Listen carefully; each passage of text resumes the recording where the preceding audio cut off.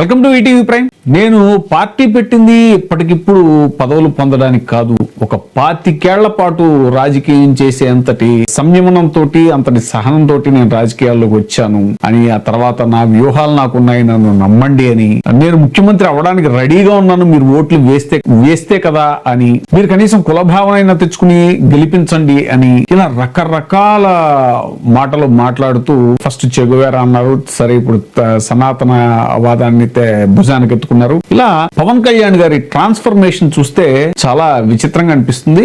అయితే అంత ఇన్స్టెబిలిటీలో కూడా, అంతటి ఇన్కన్సిస్టెన్సీలో కూడా ఆయన్ని చాలా మంది నమ్మారు. ముఖ్యంగా ఆయన అభిమానులతో పాటు కొంతమంది మేధావి వర్గం అని చెప్పుకోబడ్డ వాళ్ళు కూడా నమ్మారు. కొంతమంది ఇతను రావడం వల్ల సంప్రదాయ రాజకీయ పార్టీల నుంచి కొంత భిన్నంగా రాజకీయాలు ఉంటాయి, ఒక బలమైన రాజకీయ పార్టీగా జనసేన ఎమర్జ్ అవుతుంది అని ఆయన అంటూ ఉంటారు, చేతిలో లాంతరు అది ఇది అని. అలాగే ఒక టార్చ్ బేరర్ లాగా ఆయన కనిపించిన మాట వాస్తవం. సమాజంలో రకరకాల విషయాల్లో నైపుణ్యం ఉన్నవాళ్ళు కూడా, మేధావులుగా చెప్పబడే వాళ్ళు కూడా ఆయనతో పాటు కలిసి నడిచారు. అయితే ఇప్పుడు క్రమక్రమంగా ఆయనకి అందరూ దూరం అయిపోతున్నారా? ఇప్పుడు ఆయన 25 ఏళ్ల పాటు రాజకీయం చేయడానికి వచ్చాను అని అన్నారు. 25 ఏళ్ల తర్వాత ఆయన ఒక్కరే మిగులుతారా జనసేన అంటూ ఉంటే? మరి ఈలోపు ఏమైనా ప్రజారాజ్యం పార్టీ లాగా మెర్జ్ చేస్తారా అనేటువంటి చర్చలు కూడా జరుగుతున్నాయి. సరే, ఆ చర్చలు మనం పక్కన పెడితే, ఒకవేళ 25 ఏళ్ల తర్వాత జనసేన అంటూ ఉంటే దాంట్లో ఎవరైనా ఉంటారా? బలమైన నాయకులను చెప్పుకోదగ్గ వాళ్ళు ఎవరైనా ఉంటారా, లేకపోతే ఆయన ఒక్కరే ఉంటారా అనేటువంటిది కూడా ఇప్పుడు జరుగుతున్న చర్చ. కారణం ఏంటి అని అంటే, జేడి లక్ష్మీనారాయణ గారు, సీనియర్ పాత్రికేయులు విజయబాబు గారు లాంటి వాళ్ళు కూడా వెళ్ళి అక్కడ ఇమ్మడలేక వచ్చేసినటువంటి పరిస్థితి ఉంది. సో జేడి లక్ష్మీనారాయణ లాంటి పేరు ప్రతిష్టలు ఉన్నటువంటి వ్యక్తి, ఒక బ్యూరోక్రాట్, ఆయన రిటైర్డ్ బ్యూరోక్రాట్, ఆయన కూడా అక్కడ ఇమ్మడలేక బయటకు వచ్చిన పరిస్థితి. అలా చాలా మంది ఉన్నారు ఆ కోవలో. అయితే ఇప్పుడు తాజాగా బొలిశెట్టి సత్యనారాయణ, ఈయన సరే 2024 ఎన్నికలకు ముందు చాలా మంది ఫిల్టర్ అయ్యి ఇంత ఉన్న వాళ్ళంతా కూడా సరే 2024లో ఈ రకరకాల వ్యూహాలు అన్నారు. ఇప్పుడు మద్దతు ఇచ్చినా కూడా, కూటమి ప్రభుత్వం తెలుగుదేశానికి బలంగా మద్దతు ఇచ్చినా కూడా తర్వాత తనదైన బలాన్ని, తనదైన స్వతంత్రతని ప్రకటించేలాగా ఉంటాయి ఈయన వ్యూహాలు, అవి లేకపోతే ఈయన ఎత్తుగడలు అని చాలా మంది ఆశించి ఆయనతో పాటు ట్రావెల్ అయ్యారు. అలా ట్రావెల్ అయిన వాళ్ళలో బొలిశెట్టి సత్యనారాయణ గారు, అలాగే ఇంకా చాలా మంది కొంతమంది నాయకులు చూసుకుంటే, బొలిశెట్టి శ్రీనివాస్ గారు కూడా కొంత తర్వాత గెలిచిన తర్వాత కొన్నాళ్ళు అసంతృప్తి. ఎందుకనంటే ఈ పొత్తు అనేటువంటిది ఏదైతే ఉందో అసహజమైన పొత్తు, ఇది టీడీపీ జనసేనల మధ్య పొత్తు, క్షేత్రస్థాయిలో నాయకుల మధ్య ఏమాత్రం పొసగదు, ఇది ఎక్కువ కాలం నిలబడే పొత్తు కాదు అని చాలా మంది అప్పట్లోనే విశ్లేషకులు అందరూ కూడా చెప్పడం జరిగింది. కానీ ఈయన చాలా బలంగా పవన్ కళ్యాణ్ గారు మన తెలుగుదేశం పార్టీకి, అలాగే చంద్రబాబు నాయుడు గారికి బలంగా మద్దతు ఇవ్వాలి అని డిసైడ్ అవ్వటం, పదే పలు వేదికల మీద 15 ఏళ్ల పాటు ఈ బంధం కొనసాగుతుంది అని ఇలా చెప్పడం అనేటువంటిది చాలా మంది అసంతృప్తికి లోనవుతూ, ఇదేంటిది, మనం ఈయన్ని బలపరిచింది ఈయన స్వతంత్రంగా ఎదుగుతాడు అని కదా, మరి ఏంటి ఈయన ఇలా స్టాండ్ మార్చుకుంటున్నాడు స్లోగా? ఈయన ఏంటంటే చాలా వేదికల మీద అసహనంగా, ఇలాగ మాకు క్షేత్రస్థాయిలో తెలుగుదేశం పార్టీ నుంచి ఇలాగా ఒత్తిళ్లు, దాడులకి గురవుతున్నాము అని జనసేన పార్టీ వాళ్ళు చెప్పుకున్నా కూడా ఈయన దాన్ని పట్టించుకోకపోవడం, పైగా అసహనం వెలగక్కడం, మీరు ఉంటే ఉండండి, నాతో నడిస్తే నడవండి, ఉండాలనుకునే వాళ్ళే ఉండండి అనేలాగా ఈయన మాట్లాడటం, ఇవన్నీ కూడా చాలా మందిని తీవ్రమైనటువంటి అసంతృప్తికి గురి చేశాయి.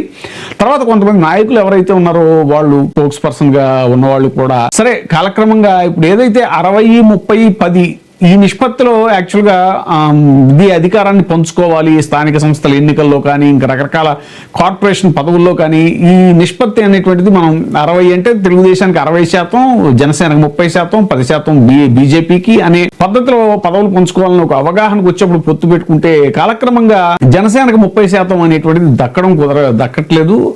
ఇటీవల కొన్ని దేవాలయాల ట్రస్ట్ బోర్డులు ఏర్పాటు చేస్తే కూడా వాటిల్లో కూడా జనసేనకి సరైన పదవులు దక్కలేదు. ఇలాంటి రకరకాల అసంతృప్తులు నేపథ్యంలో ఇప్పుడు ముఖ్యమైన నాయకుడు ఈయన బొలిశెట్టి సత్యనారాయణ, ఎప్పటి నుంచో ట్రావెల్ అవుతున్న వ్యక్తి, ఈయన పర్యావరణవేత్త కూడా, ఈయన ఒకప్పుడు యాక్చువల్గా కాంగ్రెస్ లో ఉండేటువంటి వ్యక్తి, కాంగ్రెస్ వర్గాల్లో పలుకుబడి ఉన్నటువంటి వ్యక్తి. ఈయన జనసేన పార్టీతో క్యాస్ట్ ఈక్వేషన్స్ పరంగా జనసేన పార్టీలో జాయిన్ అవ్వటం, తర్వాత చాలా బలంగా నిలబడ్డారు ఈయన పవన్ కళ్యాణ్ గారి తరఫున. అనేక డిబేట్స్ లో స్పోక్స్ పర్సన్ గా, జనసేన స్పోక్స్ పర్సన్ గా ఎంతో మంది ఎదుటి వాళ్ళ ప్రత్యర్థుల్ని చాలా గట్టిగా అటాక్ చేసి పరుష పదజాలంతో కూడా ఈయన తోలనాడినటువంటి సందర్భాలు కూడా ఉన్నాయి. అంతలాగా ఈయన డిఫెండ్ చేయడం పార్టీని అనేటువంటిది మనకు తెలుసు. అయితే ఈయన చాలా రోజులుగా ఈయన ఆయన శివశంకర్ వీళ్ళిద్దరూ కూడా ఆల్మోస్ట్ ఒకే ప్యారలల్ గా ట్రావెల్ అయితే శివశంకర్ గారికి రీసెంట్ గా ఎంఎస్ఎంఈ చైర్మన్ పదవి దక్కటం 1 by 1 ఈయనకి ఏదో వస్తుంది అనేటువంటిది ఆశించారు పాపం బొలిశెట్టి సత్యనారాయణ గారు. ఎందుకంటే ఆబ్వియస్ గా ఆయనకున్న సీనియారిటీ ప్రకారం కానీ ఆయనకున్నటువంటి రాజకీయ ఆయనకి ఖచ్చితంగా ఇవ్వాల్సిన అవసరం ఉంది అనేటువంటిది పార్టీ వర్గాల్లో కూడా అందరికీ తెలిసిన విషయమే. కానీ ఈయన పదే పదే తన అసంతృప్తిని కూడా ఈ మధ్యన వెళ్ళగొక్కుతున్నా కూడా అది ఇంకా రప్చర్ అవడమే తప్ప అధినేతలు ఈయన పట్ల సానుకూల దృక్పథం రాలేదు అనేటువంటిది ఆయనకి క్రమంగా అర్థమైపోతుంది.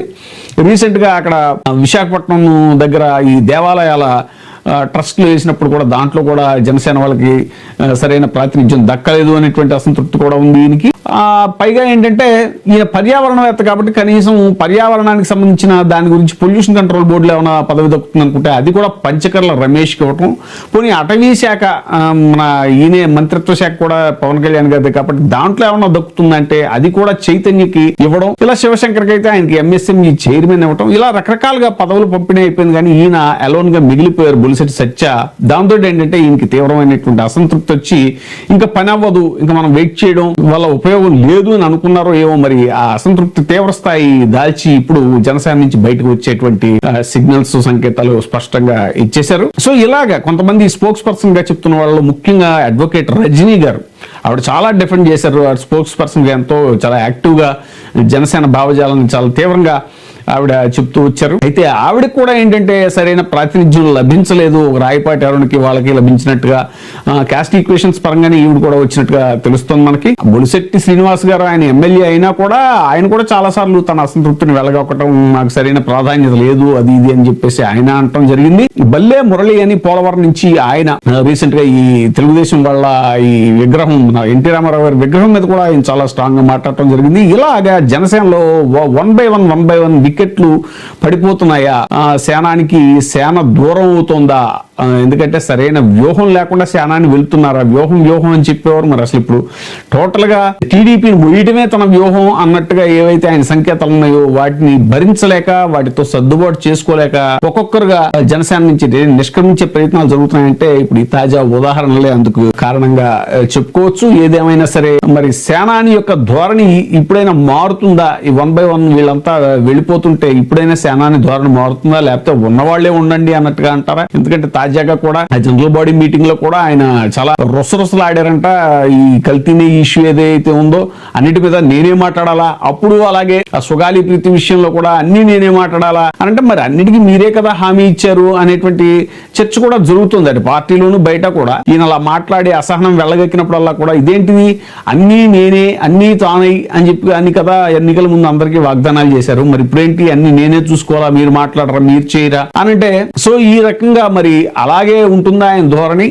నాకు ఎవరున్నా లేకపోయినా నేను తెలుగుదేశంతో ట్రావెల్ అవ్వగలను, లేకపోతే నా వ్యూహాలు నాకు వేరే విధంగా ఉన్నాయనే ఆయన పద్ధతి ఉంటుందా, లేకపోతే ఎప్పటికైనా మార్చుకుని ఆయన పార్టీని బలోపేతం చేసుకునే దిశగా ఏమైనా అడుగులేస్తారా అనేటువంటిది వేచి చూడాలి.